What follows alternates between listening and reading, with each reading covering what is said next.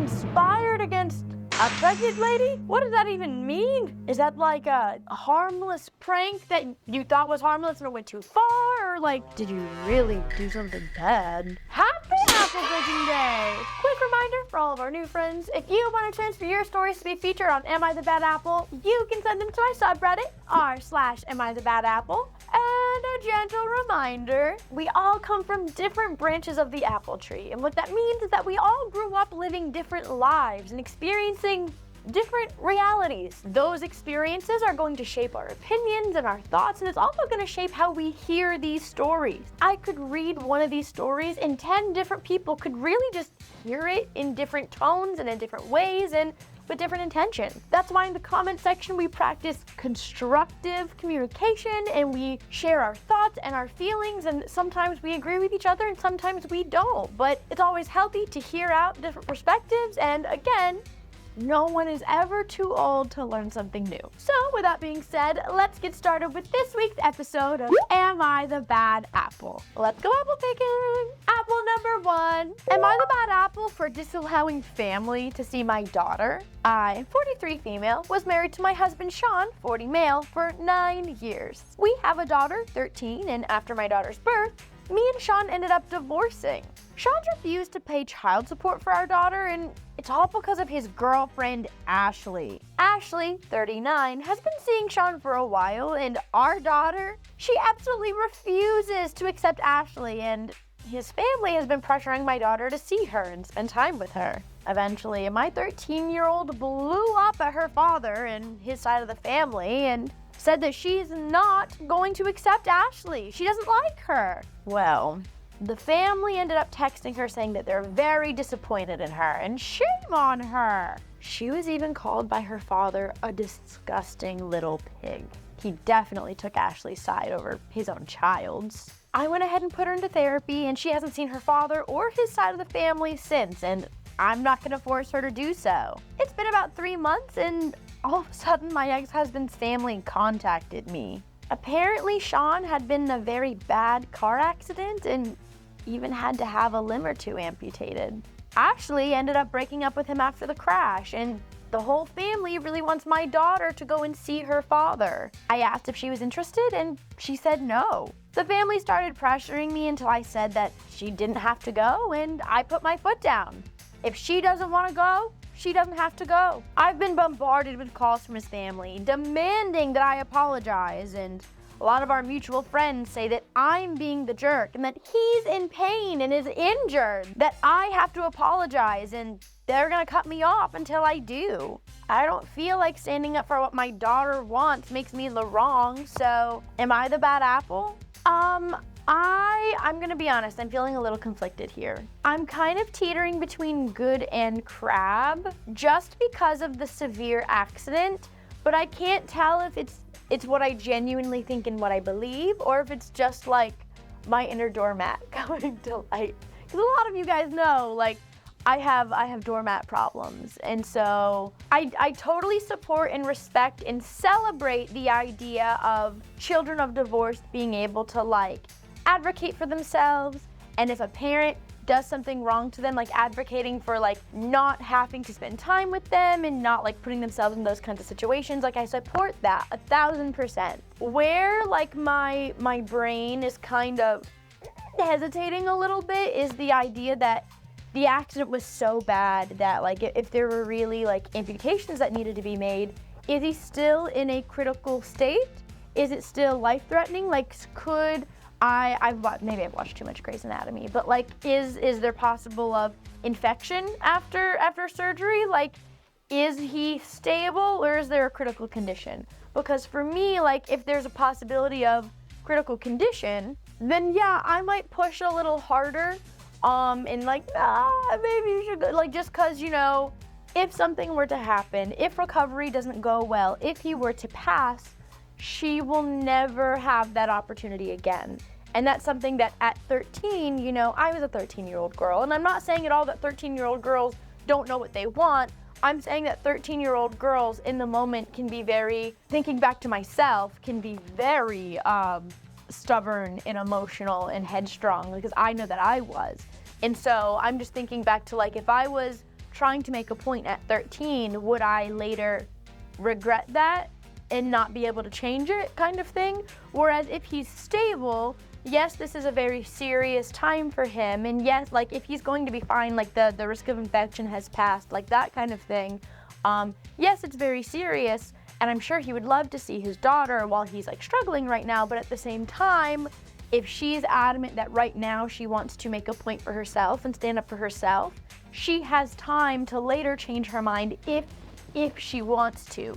There's time for him to make it up to her. There's time for his actions and his attention towards her to change her heart. So like the need to like push and like, hey, maybe you should hear him out isn't as strong and severe. You know what I mean? So that's kind of where I'm teetering. I'm not a medical person, man. Like, I don't know how these things work. So maybe someone in the medical field can help me out and let me know. There's also a possibility like, oh, Ashley dumped him after the crash, like, and now the family wants me involved. Like, do they just want someone to take care of him now that Ashley's gone? Like, that's also a possibility. Because she didn't say anything about like life-threatening, like obviously if you need amputations, like it's a life-threatening crash, but I'm talking about like afterwards.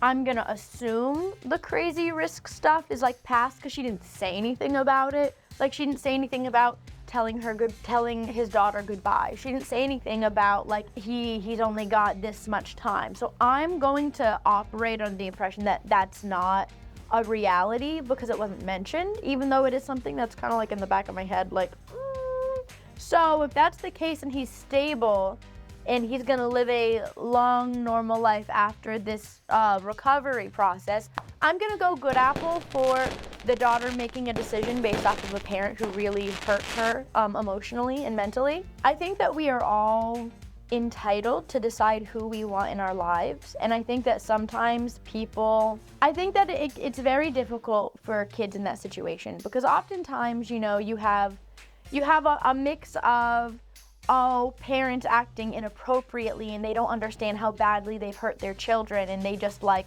oh, well, get over it kind of mentality, and we're not actually like respecting the feelings and the mental of these kids. But then you also have like, I know that I was a very dramatic teenage girl. I was a very stubborn teenage girl.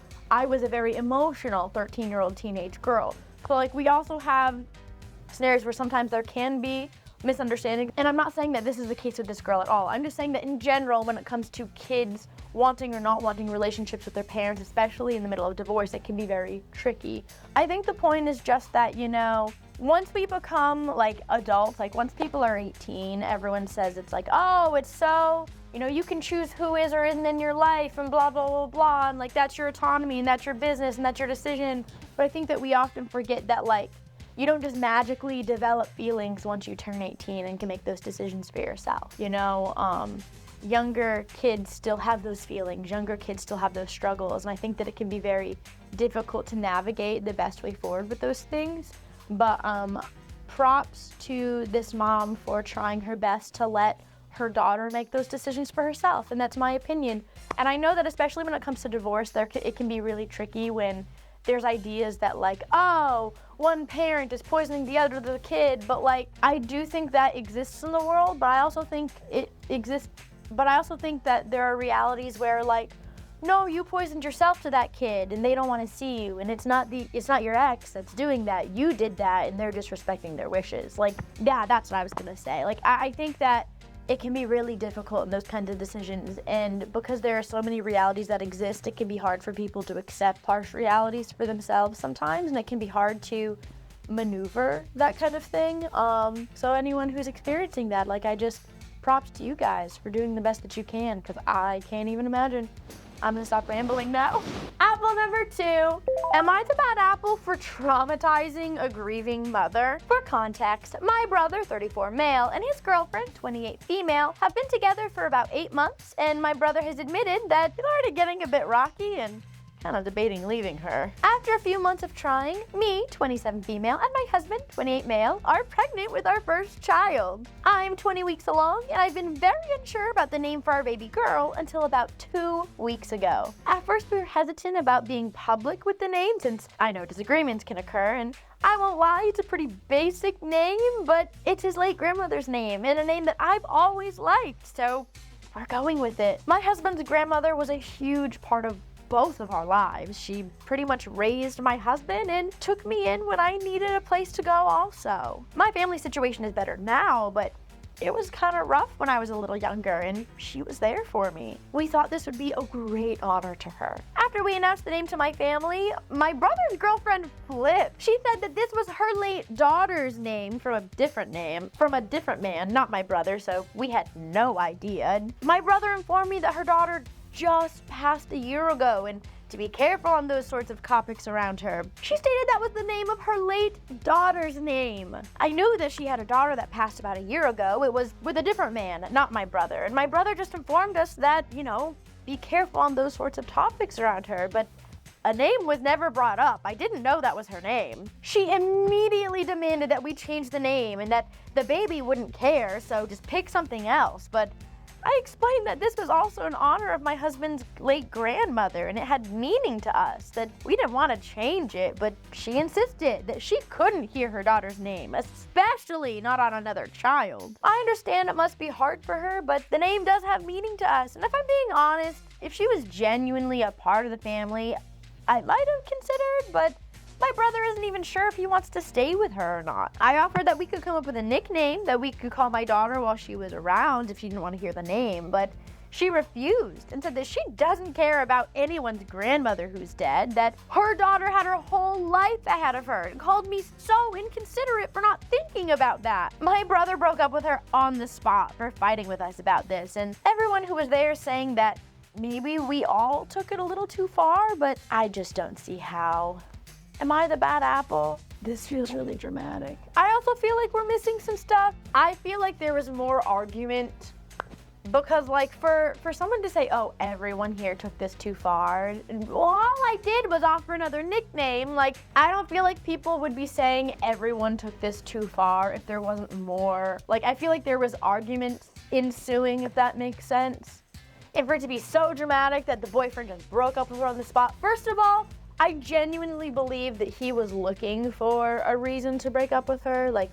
That makes sense to me in my brain. You know what I mean? Second of all, you can name your child whatever you want.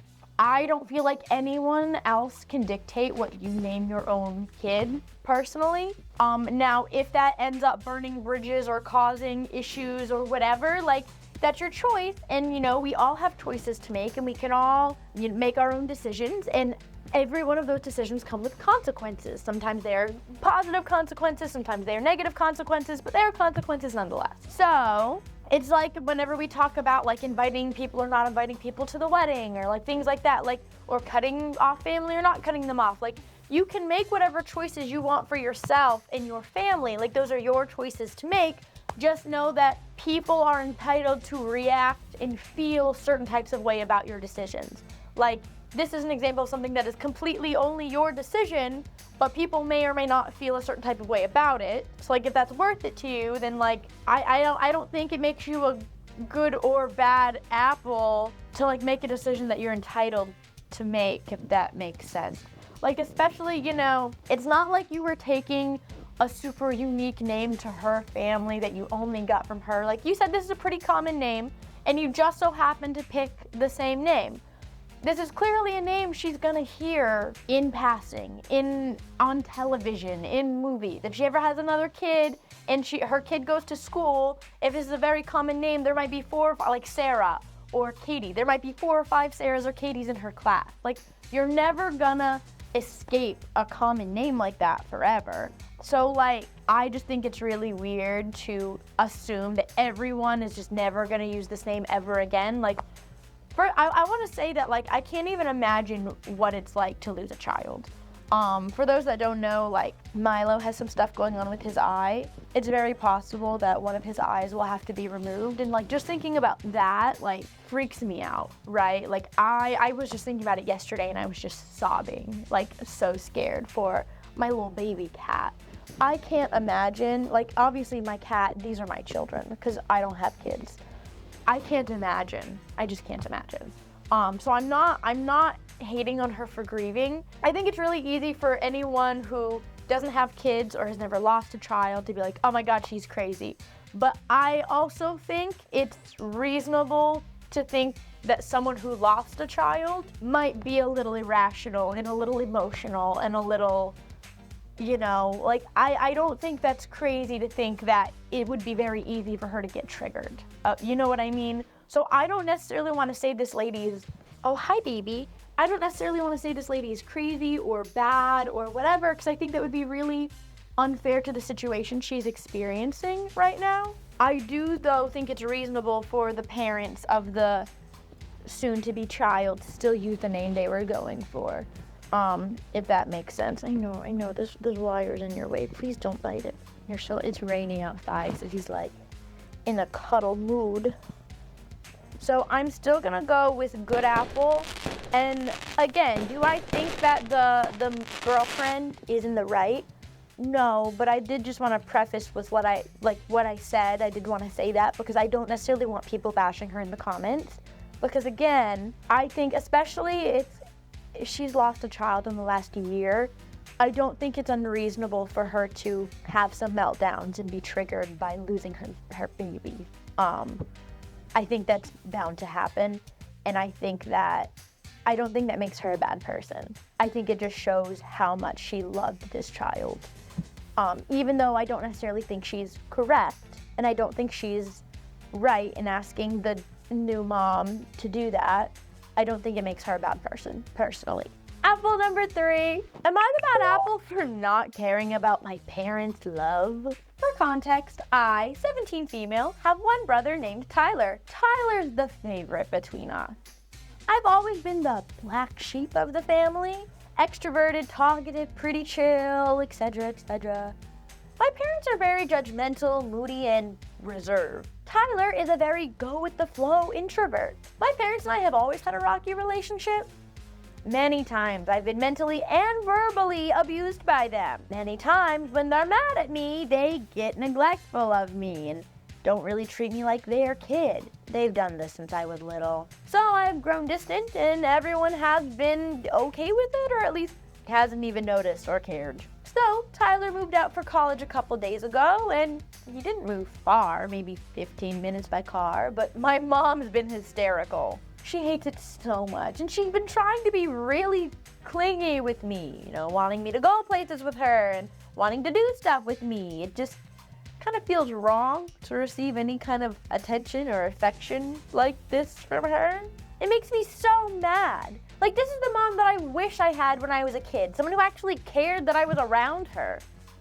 So many times I wish that my mom would do this for me, but kind of too late. It just kind of hurts so much to realize that it took my brother to leave for her to want to spend time with me or be around me or, like, show love to me. Even if she had loved me all along, like, why would she be so angry and disappointed with me all the time? And now that my brother's gone and now she can be happy around me? I feel guilty that I feel this way. Like, maybe she's always loved me.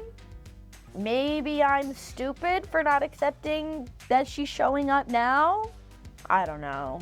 Am I being a brat or anything? First of all, I think it's very unreasonable to act like many parents don't have favorites, okay? Like, I've heard parents growing up, oh, you don't pick favorites, there's no favorites, equal. We can feel it, okay? We can feel it. We know.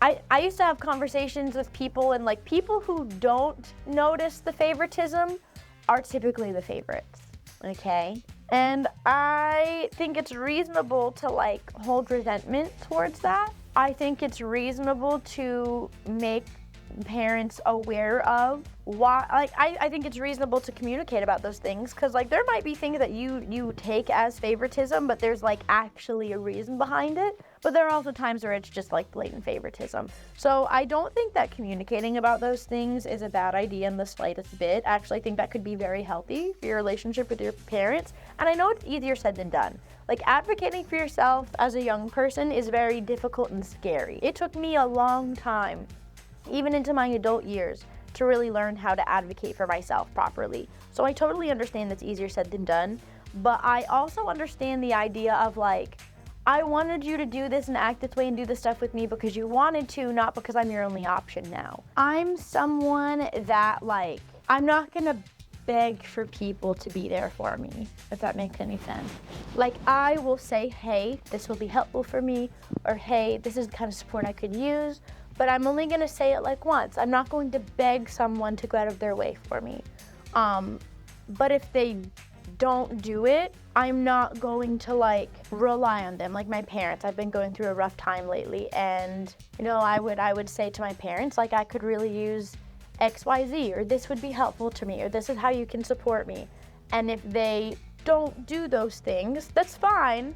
But then like, when I've decided I'm going to deal with this on my own, I don't want you to bombard me with, okay, now I'm here. Well, you know, needs change. Things, wants and needs change as you go through life, as you go through things. And these things would have been helpful then, but they're not helpful to me now. Now it's actually just kind of triggering me that like, I needed this then and I couldn't get it from you, and now I just want to be alone, and you're trying to like force this help on me. I don't want it now.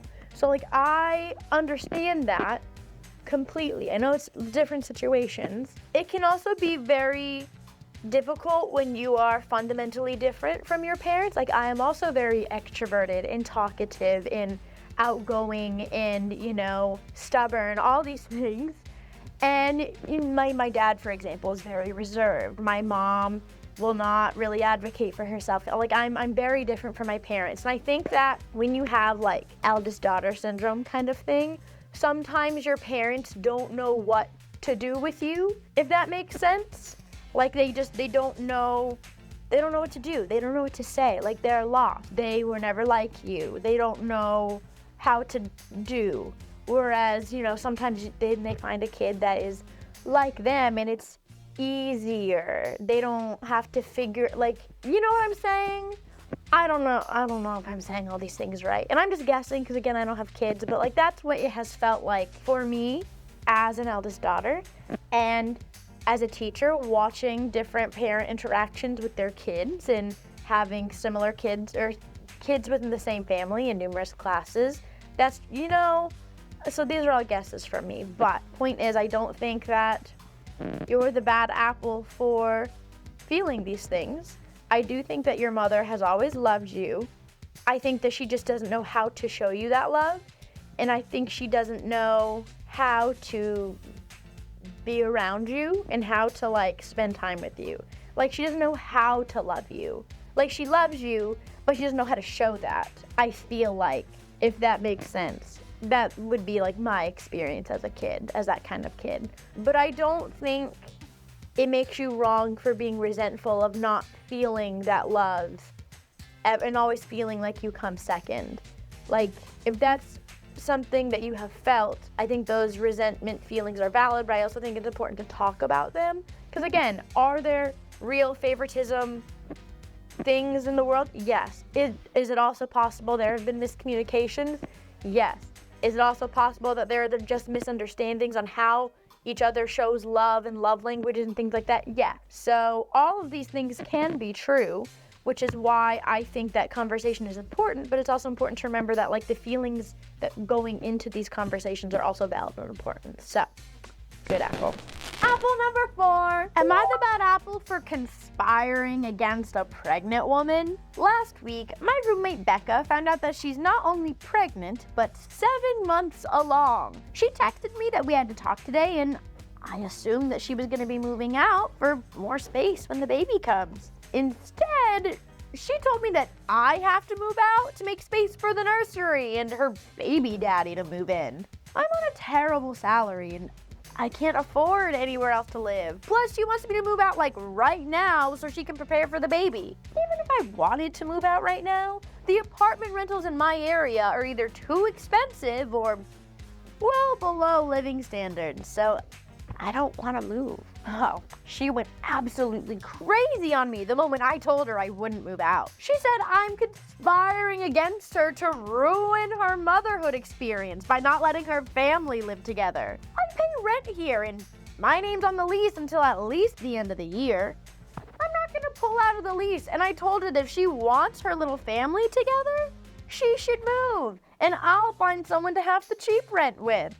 That just made her start crying and said that I just want to ruin her life and motherhood for her. And now her baby daddy is having to console her and just keeps telling me to get out of their way. I haven't heard her stop crying since, but I think I'm totally valid and I don't want to leave. So am I the bad apple for not wanting to move out? It is so valid that she wants to get ready for the baby and live with her partner and like be a little family. Like, that's fine, that's great. But she can't just kick you out. She doesn't own the property.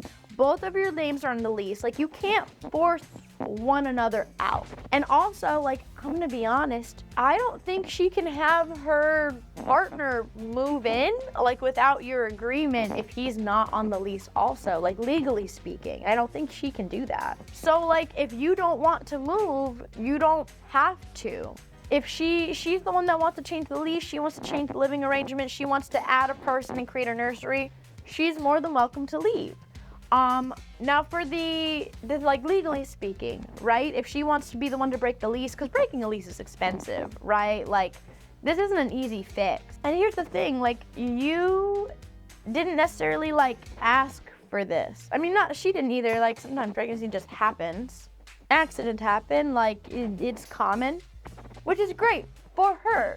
But like, you two are two separate people with two separate lives. So, you know, saying that you have to uproot your life because of something's going on with hers, like, I don't agree with that. Like, if you had ample options and opportunities, then I might say, yeah, like, I might, you know, help her out. She's a new mom. That's going to be expensive in itself. But if it's like that inconvenient for you, you can't afford it, there's not another place that you can go, like, no, I don't think that you putting your foot down and saying no about that. Hi, my love, are you back?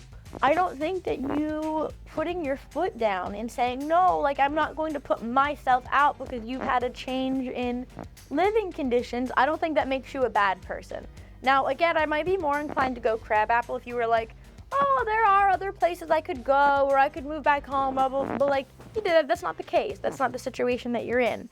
So I'm going to go good apple because, again, I don't think it's fair to expect that you disrupt your life and inconvenience yourself and put yourself out and put yourself in either like a gross place or a place that you can't afford just because her situation changed. Like, again, two separate people, two separate lives, two separate things going on. Like, you don't owe each other anything, technically. Now, if you said that this was your best friend, I might look into like, okay, what are some options that we can both benefit from? But I don't know what your relationship is like with this person. So this is just your roommate. You both got to do what's best for yourselves. And legally, you can't make each other leave. But also legally, like, she can't just have two extra humans move into the apartment, a baby and a partner. Like, I don't think she can do that. So she's gonna have to leave. I think I got all good apples again this week. My goodness, I think the bad apples are getting a little scared of us, huh, bubs? At least that's what I got. Did you get anything similar to me? Did you get anything different? You are shedding all over me, my guy. Gotta brush you or something, my goodness. As always, if you want to transfer your stories to be featured on Am I the Bad Apple, you can send them to my subreddit, r/Am I the Bad Apple. And for your well wishes today, first of all, we have to thank our IT professionals and our professional house cleaners, because it's both Professional IT and Professional House Cleaners Day. So if you fit into one of those two professions, make yourself known in the comments. We want to thank you because today is your day. It's also National Voter Registration Day. Go vote or register to vote, because when the time comes, go vote. And it's National Constitution and Citizenship Day in America. which I know we have a lot of friends that aren't in America, but National Voter Registration Day and National Constitution and Citizenship Day, this is our day, Americans. And if you don't fit into any of those categories, it is okay, because it's also National Day for 2 different kinds of food. National Apple Dumpling Day, that sounds delicious, and National Monte Cristo Day, which it looks like it's some kind of sandwich. It actually looks pretty delicious. So we got a lot of options, okay? I feel like we got something for everybody. So let me know down in the comments which of those days you are celebrating today. Thank you so much for hanging out with me today, guys. I hope you have a great rest of your day, and hope to see you all next week. Bye, my lovelies. Mwah.